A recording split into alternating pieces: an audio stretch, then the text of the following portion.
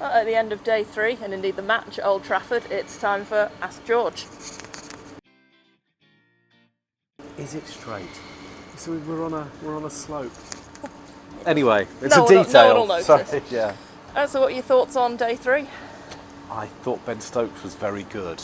I thought it was a really good game. Very good game for England. Their most professional, consistent performance of the summer, all in, I think.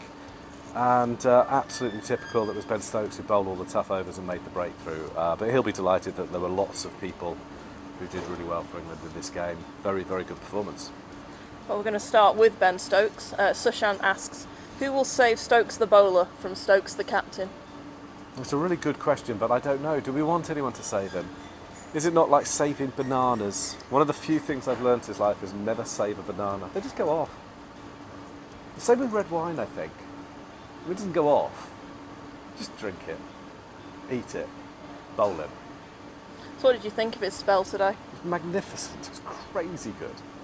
The thing is, no one else wanted to bowl. He didn't come on until something like the 54th over, something like that, and which meant that everyone else had a go bowling with the ball when it was new, and it was actually doing loads, very much a new ball wicket. And he didn't take anything, didn't try and take any of the glory when the ball was doing lots. But when 2 batters were set and the ball was doing very little, he bowled a 14-over spell. And he made the breakthrough. He got both the set batters out, including one of them, Keegan Peterson, who I thought looked terrific, with an unplayable ball.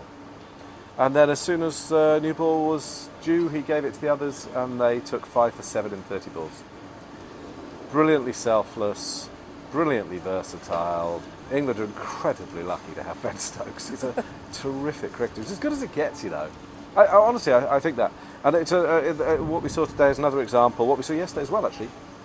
An example of why you must never judge him by his average, because he's not playing for his average, and a lot of people do, or at least have one eye on it, and he's not at all. He's just trying to win. And under him, England have won 5 games out of 6 now this summer.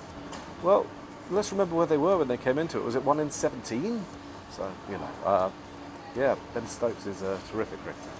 And sticking with the bowlers, PL asks, did Ollie Robertson bowl even more like Josh Hazlewood in this game?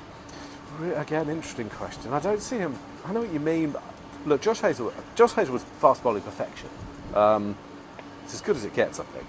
So he's a lot quicker, and that matters. But Robinson might have a little bit more skill in a very specific way. He might get more lateral movement. I don't know. But it's very, very high praise, and it's not completely unjustified either. Robinson bowled really, really well. He's absolutely cemented in England's first choice attack. Pretty much even if Jofra and Wood come back, I think. It would be Broad who missed out, wouldn't it? And Potts goes back a place. I thought he did really, really well. Very encouraging return, and I'm sure he'll play at the Oval. Yeah, it didn't look like a player making his first Test appearance of the summer, did he? He looked really assured, good. but he's very confident. I mean, there is a bit of dog in him, as you might say politely, I think, in his ability. And why wouldn't he be? He's very, very good. And I thought he looked fitter. I actually thought he contributed more with the bat than he had done in those previous tests. Look, maybe he had a bit of a wake-up call. Maybe this will be the making of him. There's a lot of talent there.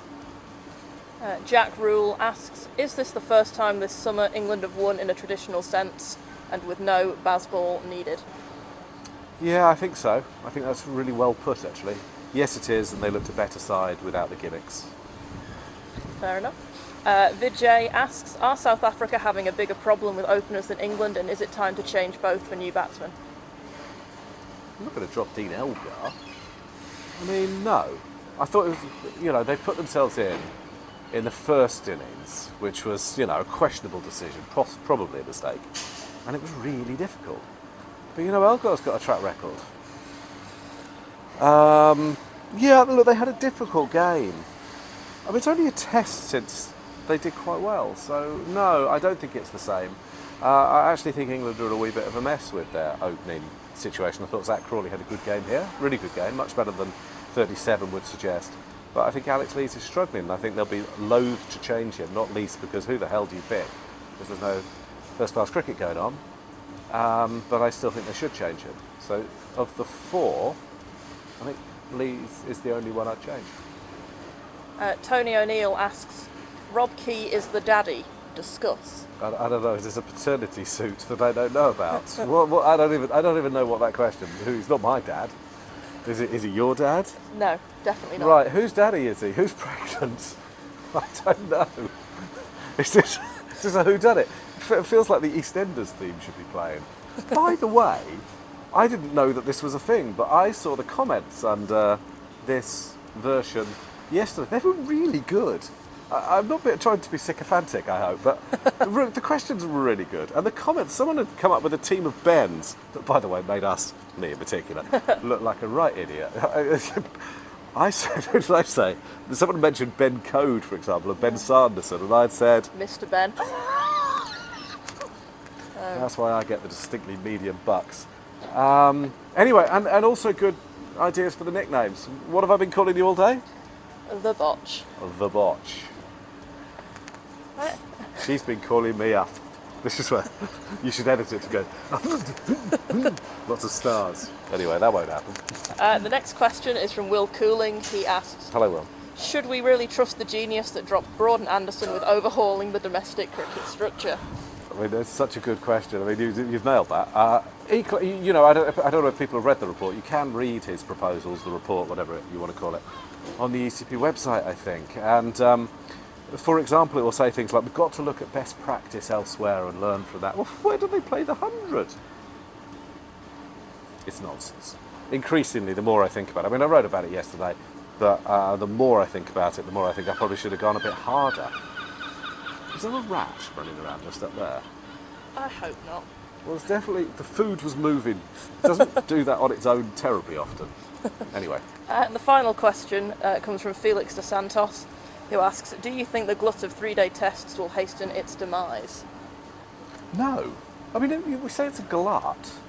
I mean, two, I thought they'd been really fun.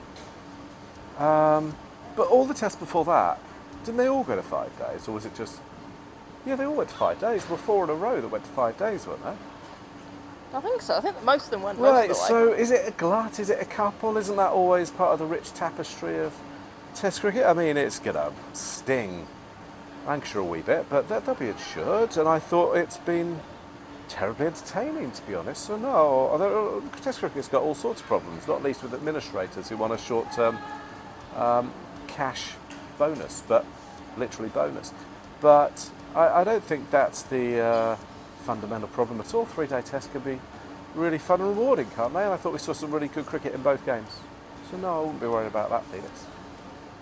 We'll see you at the Oval. Well, I won't. Oh, that's a shame.